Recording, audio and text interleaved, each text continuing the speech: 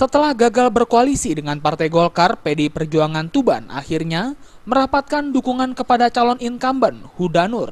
PDIP menyusul 8 parpol lain sudah menyatakan dukungan. Dukungan tersebut disampaikan pengurus DPC PDI Perjuangan Tuban Minggu malam di kantor DPC PDIP Tuban. Dengan dukungan ini, pasangan incumbent ini resmi didukung 9 partai yang ada di Kabupaten Tuban. Di antaranya Partai Kebangkitan Bangsa, Demokrat, P3, PKS, Hanura, Gerindra, PAN, Nasdem, dan yang terakhir adalah Partai Demokrasi Indonesia Perjuangan atau PDIP.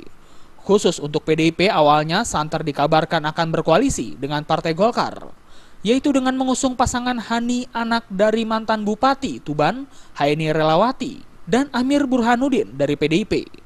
Pasangan inilah yang dikabarkan mampu menyaingi popularitas Huda Nur di Tuban. Namun fakta berkata lain. Rekomendasi dari DPP PDIP justru ditunjukkan untuk pasangan calon incumbent atau Huda Nur Jilid 2. Sesuai dengan perintah DPP yang sudah kita terima bahwa kita mengusung pasangan Fathuda dan Nur Hussein, dan kita diperintahkan untuk ikut mendaftarkan ke KPUD.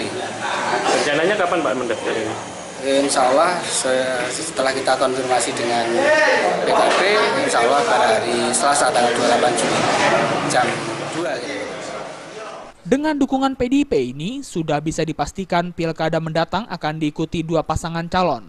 Pertama, pasangan Fathul Huda dan Nur Nahar Hussein yang didukung 9 partai di Tuban, kecuali Partai Golkar, dan pasangan Zaki Mahbub dan Dwi Susanti Budiarti yang maju dari jalur persorangan. Dari Tuban, Jawa Timur, Sumali Malwapati melaporkan.